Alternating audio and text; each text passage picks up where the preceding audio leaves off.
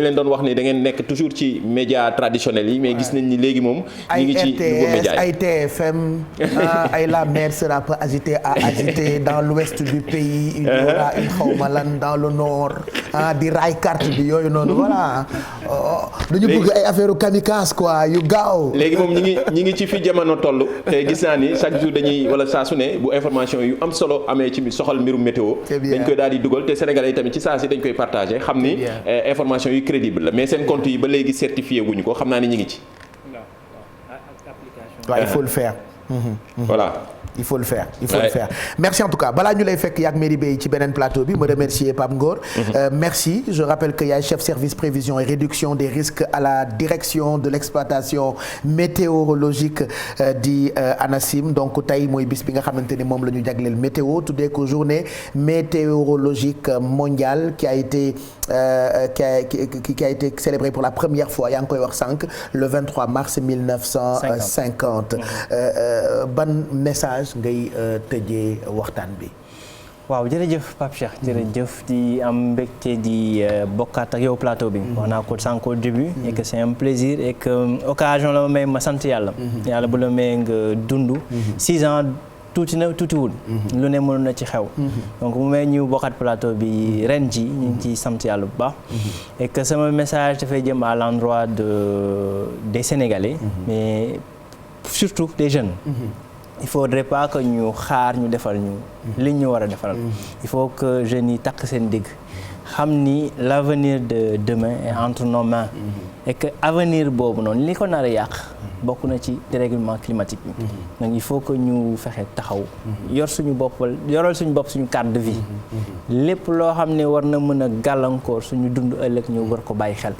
je pense que ni message ou sensibilisation la. à mon endroit et à l'endroit des Sénégalais et notamment des jeunes. ñu gën a bàyyi xel environnement bi gën a bàyyi xel climat bi après fexe.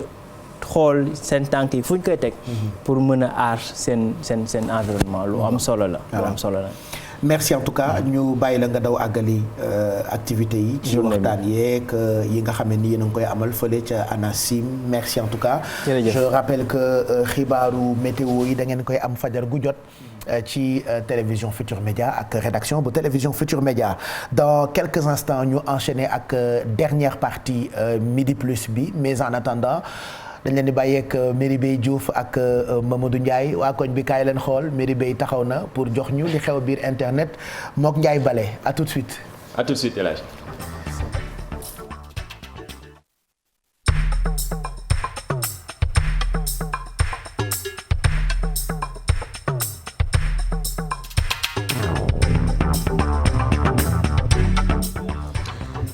jaageen jëf nuyu nañ leen man ak Merry team bi pare nañu pour jox leen li xew ci biir internet dafa yaatu internet dafa doy waar Merry nuyul téléspectateurs yi tey nii nga leen mel damay xaar commentaire u internet yi ci li nga leen may nii quoi sa look bi.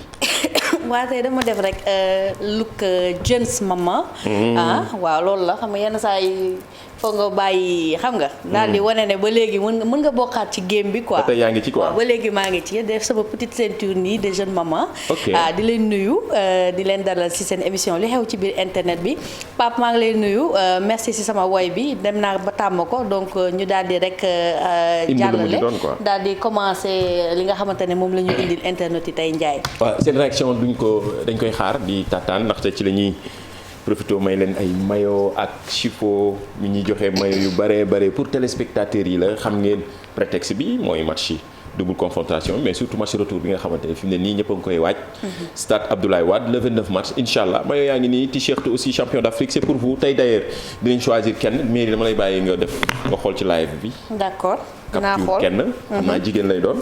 waaw ñu may ko t-shirt. waaw suba ñu may keneen benn maillot Sénégal plus étoile ak chiffon mi nga xamante ne moo ñuy accompagner bari na ci aussi ñu ci bari ñu ñuy accompagner ci li xew ci internet bi réseaux sociaux. dafa doy waar nag réseaux sociaux yi chaque jour moom la ñuy waxtaanee pourtant internet du rek réseaux sociaux. mais fi mu ne nii moom dañu yaakaar ni réseaux sociaux moom rek mooy internet am na ci ay signes yoo xamante ni day wane ni vraiment ñun ay accro lañu quoi. waaw am na damay sax am envie Ndiaye poser question aux internautes di leen laaj quel est ñoom seen rapport bi ñu am ak réseaux sociaux yi. maanaam est-ce que da ngeen ci accro est-ce que boo leen yeewoo rek première chose bi ngeen di def mooy téye seen téléphone la boo ngeen di tëdd lan ngeen di mujjee laal. donc xanaa yow mi. su ma yeewoo moom laa njëkk a laal. waaw gis nga. téléphone yow ko ak yow. waaw ñun kay ñun lan ngay yëg ban sensation ngay am. boo laalee sa téléphone suba. man waxuma la sax laal suba si sax mais am na benn jour may ñëw fii. dem ba ci digg yoon bi sentir ne fàtte naa sama téléphone dëppaat xanaa boobu gën a dee. loolu mooy accro. accro dëggantaan ñun suñu téléphone on s'en rend pas compte.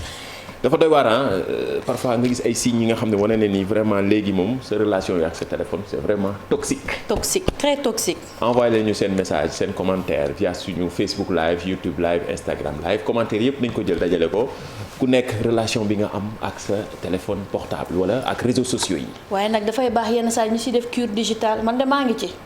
parfois ma doon bébé ba pare di mën a.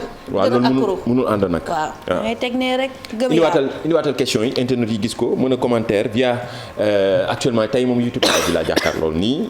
donc commentaire leen ci YouTube live.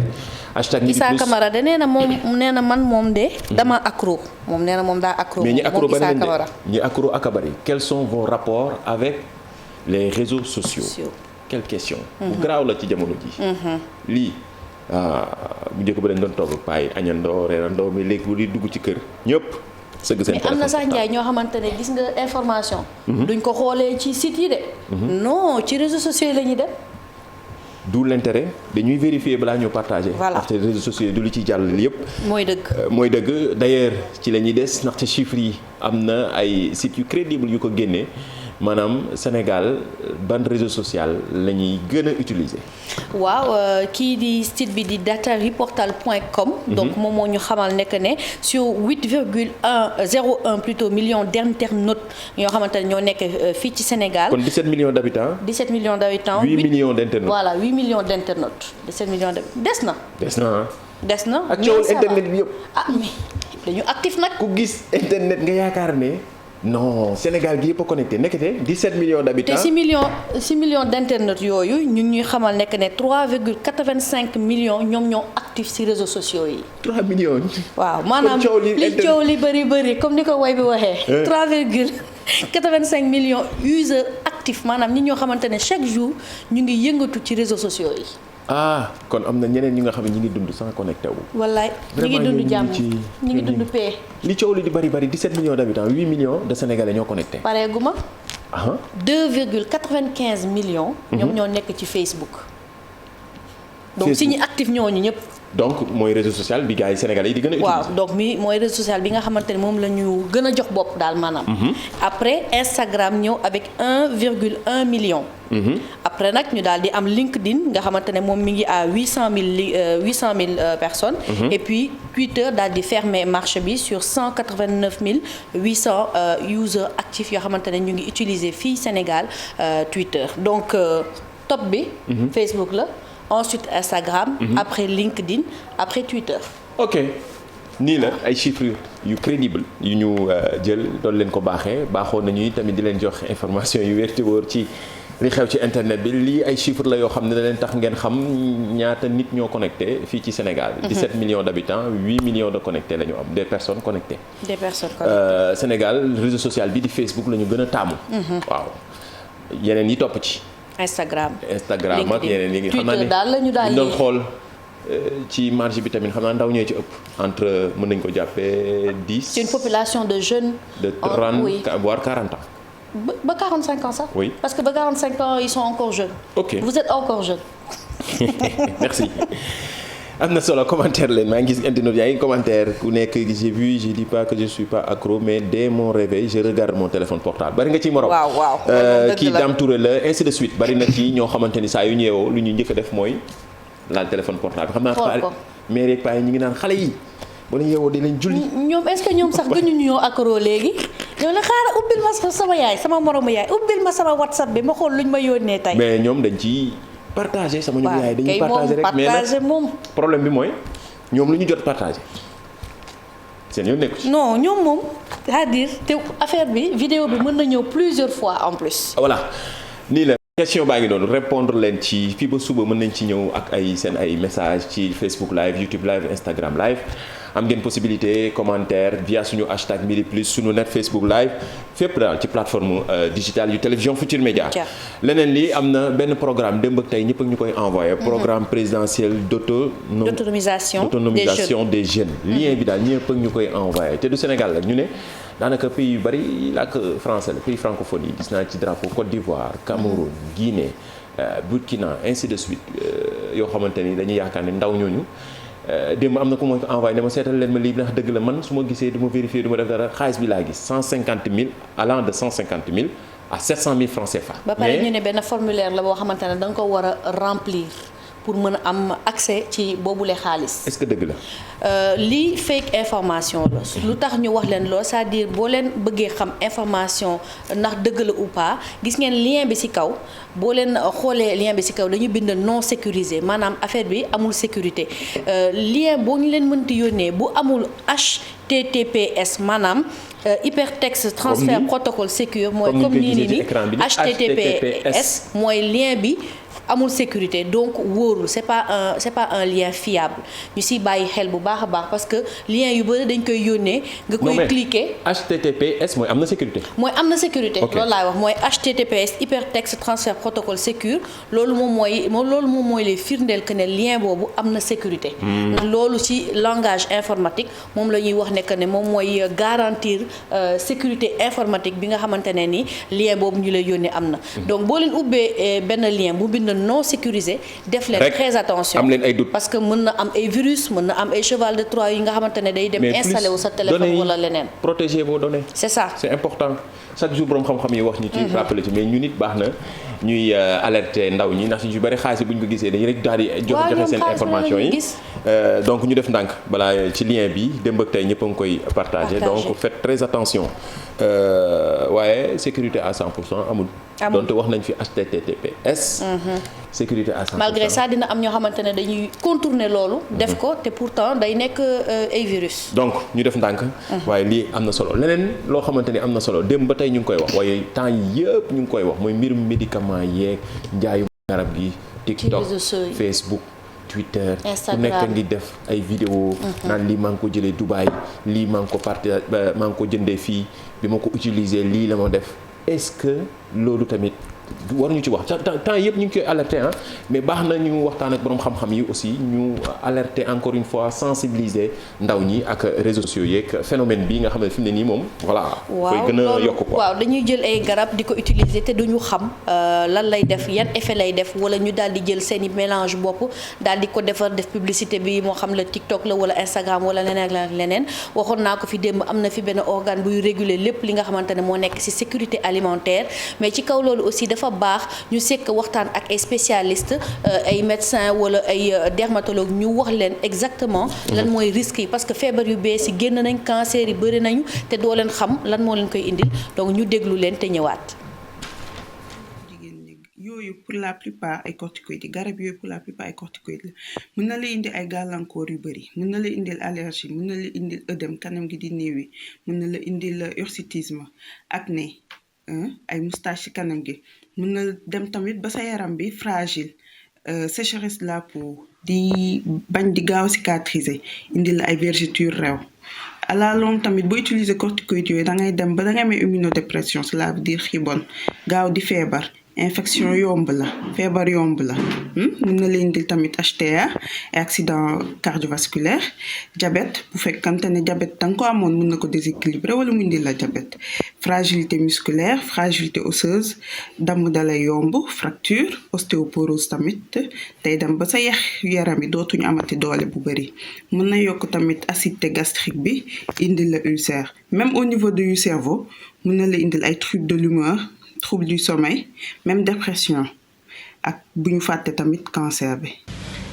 muy ay page yoo xamante ne parfois dañ koy tuddee xees pecc weex tàll xees 24 heures vite fait ñu ciy wone ay vidéo yoo xamante ne ay femmes dañuy jël ay produits diw ko seen der ba pare di ko lelli pour am effet boo xamante ne c'est immédiat da ngay weex ci saa si. donc fi ñu toll nii je pense que ñëpp xam nañ ne xeesal baaxul ci benn plan. déjà sur le plan esthétique c'est-à-dire ñu lay xoolee départ bi di nga xees fecc par exemple am peut-être teint bi la neex mais après di nga gis ne di nga am ay taches di nga am li femme di wooye cere après di nga am sax problème pour génn sa kër parce que di nga mel noo xamante ne du neex. voilà merci à suñu borom xam-xam yooyu ci encore une fois ñu sensibiliser muy Adama Cissokho ak Angélique Ndong jaajëfal leen. bari na ci ñoo xamante ni tamit saa su ne ñi ngi gën a alerter sensibiliser jigéen ñi gis naa sànq benn article bu ñu wone depuis 2021 la Maria Diop bu Seneweb wala ex Seneweb moo ko bindoon mu nekk lu am solo ci jigéen bu ci mësoon ñàkk bakkanam ci atum 2021 mais ba léegi am na ñoo xamante ne ñu leen di jural ay feebar yu doy waar. léegi affaire dafa gën a yokk doole parce que utilisation réseaux sociaux yi la TikTok beeg yooyu. donc déglu ngeen ñi nga xamante ne ñoom ñooy suñuy spécialiste en la matière. ngeen daal di si bàyyi xel bu baax a baax ndaxte du kenn rek mooy jóge fële rek ñëw ne la garab bi lii la lay def te léegi loolu la ñuy jël grossir kii ak yooyu. donc def leen nànk parce que lu xas ba dugg ci biir pour mu génnaat problème bu mag la. attention baax na ci faites très attention t-shirt yaa ngi nii voilà c'est pour vous. man dama tànn kenn ci YouTube bi nga foog. wala ñu bàyyi El Hadji tànn kenn ci kanam. waaw ayca ba léegi baax na. ñu may ko t-shirt. suba ñu maye yaa ngi nii dafa am.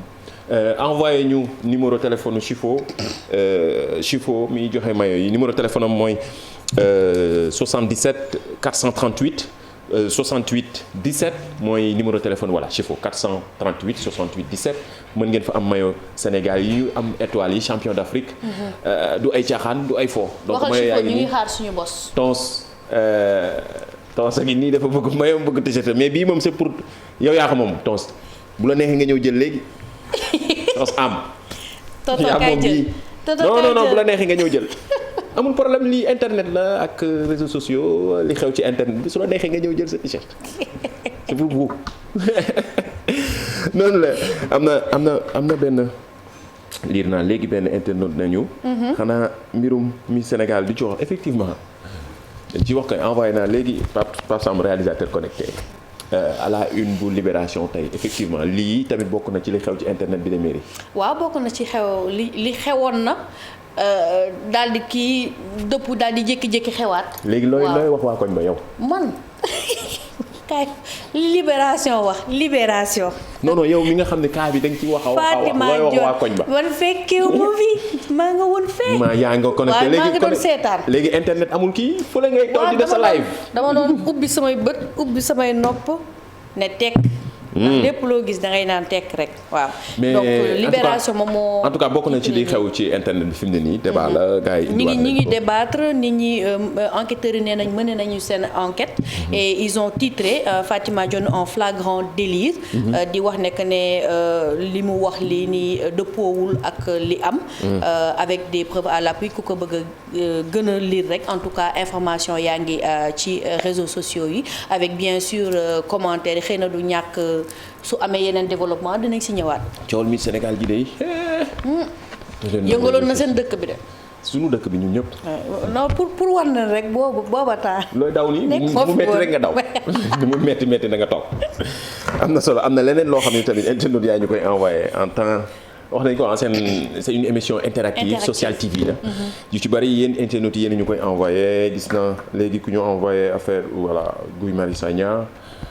li xew ci internet bi la boo yaa ngi koy partagé ku nekk nga ci joxe sa xalaat image bi d'ailleurs démb ak tey ñëpp a ngi koy partagé tey ñun dinañ ci ñëwaat gën leen ci indi ay détails tey ci suba ci télévision Futurs Médias gi ngeen jàngatu Aïssatou Diop Fall très grand journaliste joxe na ci xalaatam saa su ne moom tamit saa yu génnee xale yi TikTok ko Aïssatou di ko nuyu day suivre émission bu baax a baax Aïssatou Diop Fall di ko jaajëfal leen yéen internautes ñoom ñëpp ngi ñaan ci maillot t-shirt yi mais bii pour toos am la bii nag voilà pour benn internaute la grawul quoi. après Pape tànn ko. voilà balaa ñu ñëw ci challenge bi am na benn vidéo la xew Russie. benn soldat mais soldat bi moom mooy toj réseaux sociaux surtout Twitter diggante démb ak tey ca France moom dañ ko yóbbu dafa moo jël porté wu volontaire demal bopp ne day dem ci conflit ba kenn yóbbu ko te du soldat de. ëppal. mais après 2 jours la fa def rek ñibbisi. vidéo baa ngi acca. À bout de souffle, le Français engagé en Ukraine vient d'échapper à un bombardement. La base a été détruite. Et il y a eu un bombardement là-bas aussi, à l'instant. J'ai des copains qui sont morts, donc on se recule, on se barre. Voilà. Là, il y a un cratère au milieu, là. Il y a eu des bombardements au fond, là-bas, là où ça fume. Le bus, il a pété aussi. Un bâtiment éventré, d'énormes cratères. Ce sont les ruines de la base bombardée ce matin-là. 200 soldats environ s'y trouvaient. Il y aurait eu 35 morts, selon les Ukrainiens. Sa vie de soldat aura duré moins de 48 heures. Mikhail Siaka est immédiatement rentré en France. Ils ont tapé comme ça, comme ça, comme ça, comme ça. Je me suis levé, je suis allé dehors, j'ai rencontré mon responsable. guerre conflit sax la ñuy wax mbirum Russie Ukraine voilà di ko ñaawlu ko naqarlu mais Mikhail mi ngi toj réseaux sociaux de. 2 jours la def 2 jours. mais nag te kaay ma wax la guerre day koy dégg nii. moo tax réalité lu waay di ñaan na ci boole jàmm. waaw jàmm dafa am solo de. maa ngi jooy sax. exemple baa ngi nii ci Mikhail mi ñaari fan la def Ukraine. ma ne lii la Olof Njaay di naan yoonu jàmm sorewul. mais daw bëri ci tamit ci ngóor la bokk Mikhail mi jàmbaar la. daawuti ji doole baadu. nii la daal vidéo buy def ba diggante démb ba tey ñu ngi koy partagé entre France xale yi ci réseaux sociaux yi ñëpp a ngi tooñ Mikhail waaye daw ba rëcc ci tamit ci jàmbaar la di ko jaajëfal leen yéen téléspectateurs yeeg internautes yi wan leen image cachée bi jox leen réponse image cachée bi ñu fi bàyyi woon ñu choisir benn internaute effectivement Amadou Makhtar Mbow la yal na ko yàlla may gudd fan bërki démb la doon fêté 101 ans 101 ans macha allah centenaire. kon mën nañu am espoir de centenaire ngi am ba léegi. waaye macha allah yal na ko moom ko ëpp sax da koy ëpp. 101 ans. donc mën na ci dolliwaat yeneen beneen 100 ans. amiin macha allah amiin yal na yàlla gën a guddal fanam effectivement moom moo nekkoon image cachée bi léegi kan moo nekk ci ginnaaw image bii ngeen di gis voilà. yaa ngi sama gars yi war nañ ko mën a trouver nag ba am ci mayo étoile du caaxaan. voilà c'est pour vous yéen internautes yeeg téléspectateurs yi bu jeex na wala leen challenge bi ñu delloo bàyyi balaa ñoo choisir benn ci internet yi am nañ possibilité xoolal en attendant mairie. waaw Pape Sam wala leen challenge bi El Hadj yaa ngi ci ginnaaw. ni jamono ji léegi da ngay ba dee fi ma dem a sori damay bañ ko dee wax ci bari naa day nuru marine dinañ la feccal rek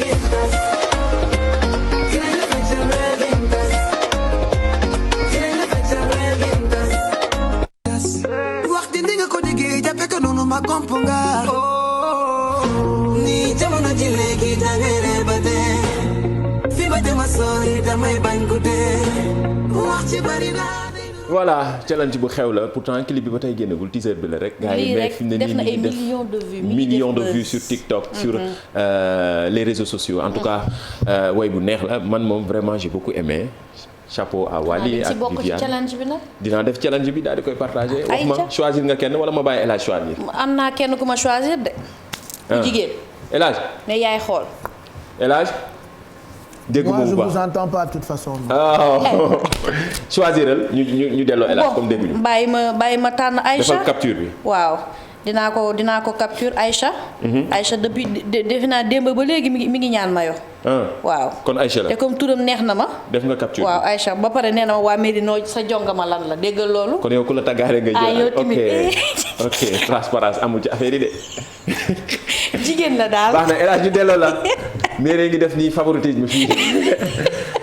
El Hadj jaajëfal nañ la bu baax comme que déggoo ñu bu baax ñu yuuxu. delloo la antenne bi léegi maa ngi leen di dégg parce que dama leen doon coytu xool ndax di ngeen ma jëw. musuñu laa jëw. non jëw ñu la dañ bëggoon nga wax ci challenge bi. choisir benn internaute. je vous ai allé ban challenge bu Viviane Wally bi. voilà. chez loolu de est-ce que xam nga ni clip bi. waaw démb la waroon génn. léegi dañ ko ajaat ba jeudi. déedéet. jeudi sax mystère la ak boule de gomme est-ce que dina génn jeudi. mais imagine way bu génnagul. teaser rek génn. mais nekk tendance number 1 ci challenge yi c'est incroyable. non c'est incroyable. alaaji jeudi sori na de doo leen ko jege si. jeudi sori na de. jeudi bon en attendant mën naa leen jox parole yi parce qu'elle dit dans la chanson bon bàyyi mu nekk surprise. surprise kon baax na. voilà bokku école bokkuñu classe. te duma sa maas. dëgg la loolu. bon vous ne comprenez rien. si de toute façon. bàyyi leen ba jeudi. bàyyi leen ba jeudi. incha allah voilà merci à vous. jaajëf. merci à demain incha allah. à demain incha allah. voilà mu ngoog.